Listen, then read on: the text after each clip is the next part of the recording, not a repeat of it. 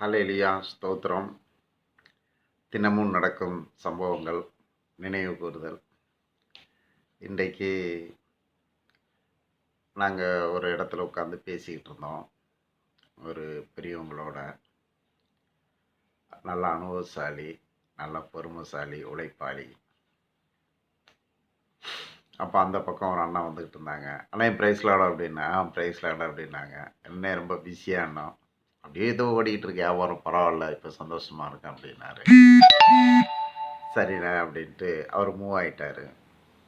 அப்போ அவரை பார்த்தேன். ஐயா, இவர் வாழ்க்கைக்கும் மிக்கவங்க வாழ்க்கைக்கும் ஒரு வித்தியாசம் இருக்கியா, இதுக்கு உங்கள் விளக்கம் சொல்லுங்கள் அப்படின்னு. சொல்லுங்க அப்படின்னாரு. இவர் ஒரு வசதியான ஒரு குடும்பத்தில் பிறந்தவர். இவங்க தாய் மாமா இங்கே சென்னையில் ஒரு பெரிய பிஸ்னஸில் இருந்தார். அப்போ அவங்க அம்மா படிச்சுக்கிட்டு இருக்கிற நேரத்தில் மாமா கடைக்கு ஆள் இல்லை, நீ கடையில் போ, மாமா நம்ம குடும்பத்தையும் பார்த்துக்கிடுவார், உங்கள் அப்பா பொறுப்பு இல்லை, நீ மாமா கிட்ட பொறுப்பாக இருந்தால் நம்ம லைஃபு மாறிடும் அப்படின்னு ஆலோசனை பண்ணி அனுப்பிச்சாங்க. பொதுவாக சென்னைக்கு வரும்போது பல பேர் பல கனவுகளோடு வருவாங்க. இப்போ நான்லாம் கனவுல வரும்போது பார்த்தீங்கன்னா, சென்னைக்கு வந்தால் அப்படியே பில்டிங்காக இருக்கும், அப்படியே பில்டிங்கை விட்டு கீழே இறங்கி வரணும், ப்ரெஷ் எடுத்து பழு தேய்க்கணும், அப்படியே காரில் ஏறணும், அப்படியே ஸ்விம்மிங் பூலில் குளிக்கணும், அப்புறம் அப்படியே வீட்டுக்கு வரணும். இது சென்னைக்கு வரும்போது எனக்குள்ளே இருந்த கனவு. ஆனால் விதி எப்படி இருந்துச்சுங்களா, நான் வந்த புதுசில் சென்னை அப்போ அவ்வளோ டெவலப்மெண்ட் இல்லை, அவுட்ரு ரெட் ஹில்ஸ். நெல் வைக்கிற வேலைக்கு கூட்டிகிட்டு போயிட்டாங்க. போகிற பாதையில் குரங்கு அங்கே ஏர் விழுதுட்டுருக்காங்க. என்னடா பில்டிங்னு நினச்சோம், பல்லு விளக்கு நினச்சேன், கடைசியில் குரங்கு மத்தியில் கூட்டிகிட்டு போய் ஏர் விழுற இடத்துல விட்றான்னு பார்த்தா நெல் வைக்க விட்டுட்டாங்கங்க. ஆமாங்க, என் விதி அப்படி. ஆனால் இவருக்கு எப்படின்னா, மாமா கடையில் இருக்கணும், மாமா சொல்ல கேட்கணும், டெய்லி தலைக்கு எண்ணெய் தேய்க்கணும், 3 வேளை சாப்பிடணும், கடையில் அமைதியாக மாமா சொல்கிறத கேட்கணும், அக்கம் பக்கம் பழகக்கூடாது, இவங்ககிட்ட உள்ள பழகுனா என்னென்ன ஆபத்து வரும்னு சொல்லி ஆலோசனை கொடுத்து, மாமாவும் ஆலோசனை, அம்மாவும் ஆலோசனை, அத்தையும் ஆலோசனை, அவர் தவறான வழிக்கு போகாத ஒரு நல்ல கட்டுப்பாடான ஸ்கூலில் படிச்சுக்கிட்டு இருக்காருங்க. அப்போ என் வாழ்க்கை கார்பரேஷன் ஸ்கூல் தான். படிப்புனா என்னென்னு தெரியாது, வாழ்வுனா என்னென்னு தெரியாது, இயற்கையான வாழ்க்கையில் வாழ்ந்துக்கிட்டு இருக்கோம். ஸோ ஒரு உதாரணத்துக்கு சொல்லிகிட்டு இருக்கேன். இவருக்கு பார்த்தீங்கன்னா, இவங்க மாமா பிஸ்னஸ் நல்லா போயிட்டுருக்கும்போது ஒரு 10-15 வருஷம் அவர் கடையிலே இருந்தாங்க. 15 வருஷம் கழித்து அவங்க மாமாவுக்கு காம்படிஷன், அந்த வியாபாரம் குறைஞ்சி வருமானம் குறைஞ்சிட்டு செலவு அதிகமாகிடுச்சு. அவங்க மாமாவால் அவங்க குடும்பத்துக்கு தேவையானது செய்ய முடியாத அளவுக்கு பொருளாதார கஷ்டம் வந்துட்டு. ஆனால் இவருக்கு தேவைகள் அதிகமாகிடுச்சு. அப்போ மாமாவுக்கும் பையனுக்கும் சண்டை நடக்குது. ஒரு சூழ்நிலையில் அவர் வெளியில் வந்துடுறாரு. வெளியில் வந்துட்டு மாமாவை குறை சொல்கிறாரு. எங்கள் மாமா என் லைஃபையே கெடுத்து விட்டார், என் மாமா என் லைஃபையே கெடுத்து விட்டார். அவர் தாங்க அவர். இப்போ நம்ம லைஃபுக்கு வரும். நம்ம லைஃப் பார்த்திங்கன்னா, நம்மளுக்கு நல்லதை சொல்லித்தரையும் ஆள் இல்லை, கெட்டதை சொல்லித்தரையும் ஆள் இல்லை. கெட்டதை செய்தாலும் தப்புன்னு புரிஞ்சிக்காத வயசு. இந்த வயசில் பல கஷ்டங்களை பட்டோம். இயற்கை தானே. அப்போ அவங்க பெரியாக சொன்னாங்க, நான் உனக்கு ஒரு எக்ஸாமினேஷன் சொல்லட்டா அப்படின்னாப்புல. மாதா பிதா குரு தெய்வம். குருங்கிறது வாத்தியார் ஸ்தானம். அது ஒரு வாத்தியாரம் மட்டும் இல்லை, ஒரு சாமியாராக இருக்கலாம், ஒரு நல்ல ஆலோசனை கொடுக்குற மனுஷனாக இருக்கலாம். அந்த மாதிரி என் சம்பவத்தை நடக்கும்போது, நான் ஒரு ஸ்டீல் ஃபேக்ட்ரியில் வேலை செய்துக்கிட்டு இருந்தேன். அப்போ டங்குன்னு அடிச்சுட்டு இருக்கும்போது அங்கே ஒரு முதியவர் இருந்துகிட்டு இருந்தார். அவருக்கு முதியவர்.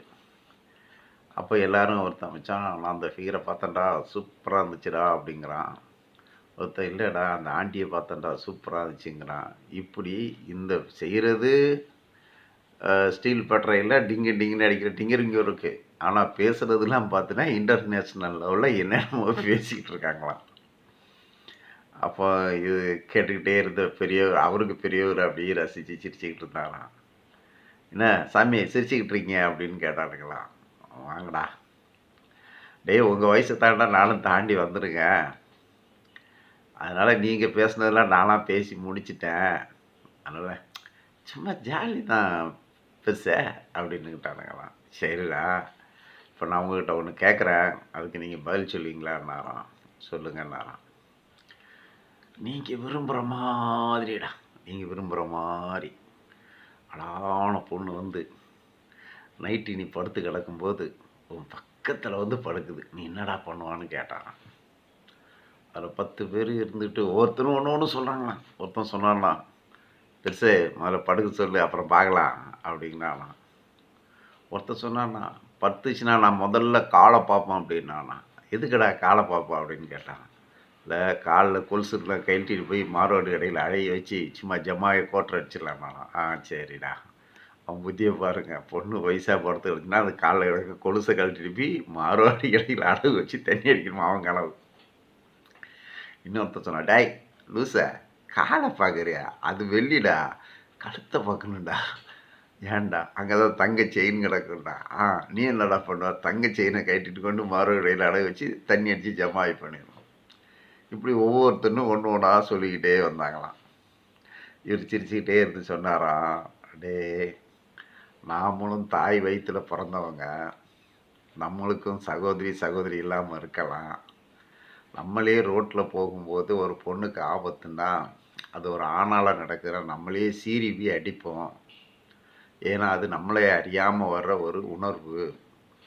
ஆனால் அதே பெண்களுக்கு நாமளே துரோகம் பண்ணுறோம். இது 2 கெட்ட வாழ்க்கை தான். அப்போது ஒரு குறிப்பிட்ட வயசு வந்த உடனே ஒரு பொம்பளை பிள்ளைய ஆம்பளை பையனோட சேர விட மாட்டாங்க.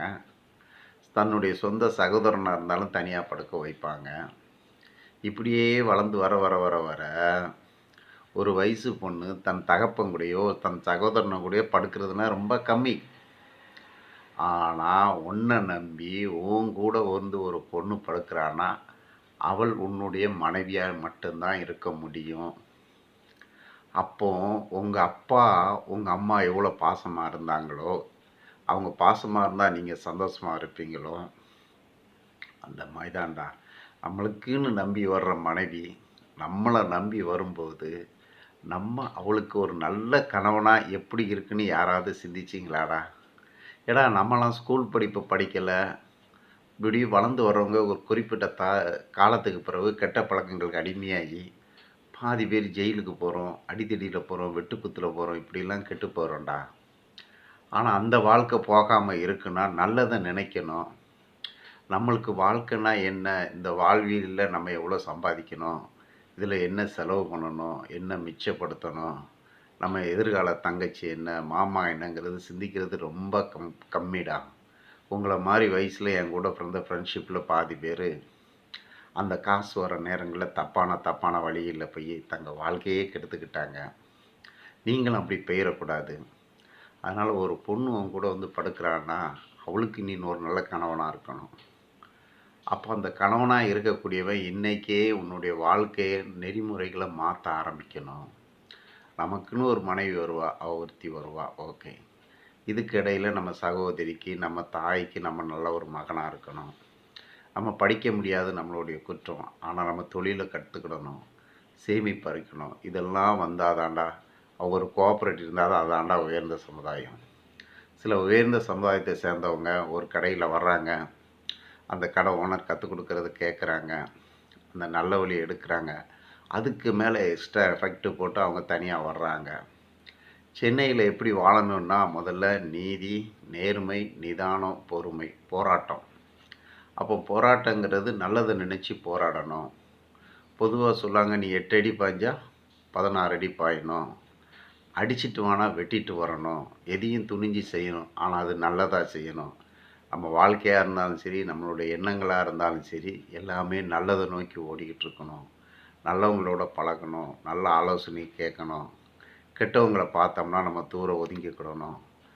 முதல்ல கடவுளுக்கு பயப்படணும். அது இந்த கடவுள் அந்த கடவுள்ன்ட்டு இல்லை, எல்லா கடவுளும் நீதி, நேர்மை, நிதானம், பொறுமை, நல்லொழுக்கம், நல்வாழ்க்கையை தான் கற்றுக் கொடுக்குது.